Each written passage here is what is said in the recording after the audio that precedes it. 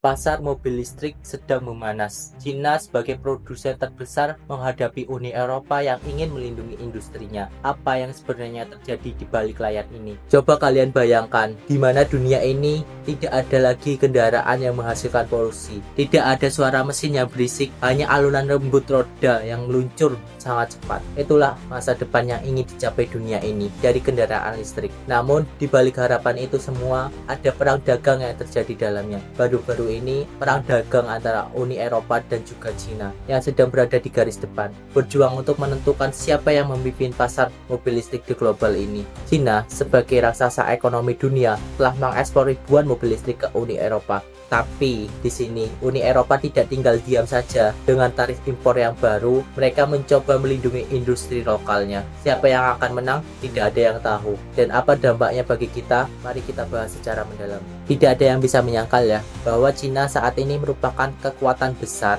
dalam dunia industri mobil listrik ini. Dengan dukungan dari pemerintahnya, pabrik-pabrik di Cina itu memproduksi kendaraan listrik mereka begitu cepat dan sangat mencengangkan, sehingga mereka bisa menyaingi produksi dari Amerika ataupun Uni Eropa sendiri. Namun, ada sisi menariknya. Negara-negara itu merasa khawatir dengan subsidi yang diberikan oleh pemerintah Cina ini. Subsidi ini memungkinkan produsen mobil listrik di Cina itu menawar harga jauh lebih murah daripada harga normalnya. Bahkan dalam kasus mereka bisa menandingi sebuah produsen di Eropa. Misalnya saja pada tahun 2023, subsidi ini telah membantu Cina mengekspor lebih dari 1 juta mobilnya ya ke berbagai negara dunia. Ini sangat mencengangkan sekali. Pasar Eropa mulai digerogoti oleh Cina sendiri. Tapi bagaimana rasanya bagi Uni Eropa melihat produk lokal mereka itu merasa tersaingi oleh Cina ini? Namun di sisi lain, Uni Eropa juga memiliki alasan yang kuat untuk melindungi industrinya. Industri otomotif adalah tulang punggung ekonomi di Eropa itu sendiri, seperti Jerman, Prancis, dan Italia. Lebih dari 10 juta orang bekerja di sektor industri mobil ini, dari pekerja pabrik hingga insinyur juga ada di produksi ini. Namun mobil listrik Cina masuk ke pasar Eropa seperti gelombang besar yang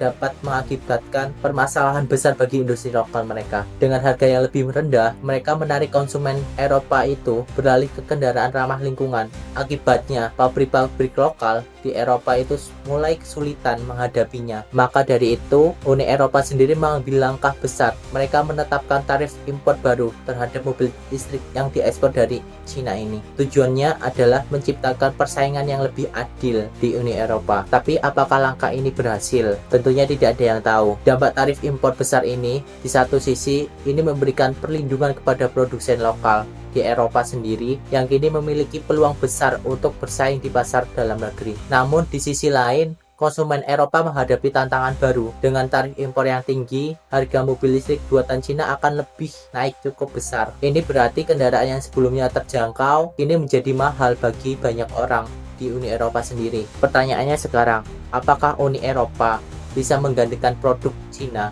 dengan produksi lokal mereka? Faktanya, industri otomotif di Eropa itu sendiri berusaha keras. Misalnya telah berinvestasi besar-besaran di produksi mobil listrik. Contohnya BMW dan Mercedes-Benz juga mempercepat pengembangan model kendaraan listrik mereka. Tapi ini menjadi perlombaan yang sangat berat antara Cina dan Uni Eropa. Cina memiliki keunggulan dalam skala produksi, biaya tenaga kerja sendiri yang sangat minim, dan pasokan bahan baku seperti baterai. Sementara itu, Uni Eropa masih bergulat dengan masalah investasi, efisiensi tinggi dalam riset teknologi yang baru. Negosiasi antara Uni Eropa dan Cina terus berlangsung, namun hasilnya belum diketahui juga. Kedua belah pihak memiliki kepentingan besar di dalamnya. Baik dari Uni Eropa sendiri ingin melindungi pekerjanya, ingin melindungi industri lokalnya. Namun di sisi lain, Cina juga tidak mau kehilangan pasar globalnya.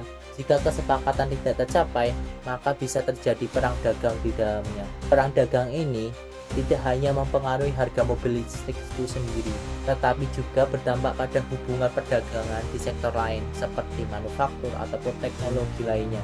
Ini adalah pertarungan besar yang bisa mengubah peta ekonomi global. Jadi pada inti permasalahannya adalah mobil listrik bukan hanya kendaraan masa depan saja, tapi mereka sebuah simbol persaingan teknologi, persaingan ekonomi, persaingan politik antar negara, di mana Cina dan Uni Eropa sekarang ini berada di dalam pertempuran ini dengan taruhan yang sangat besar.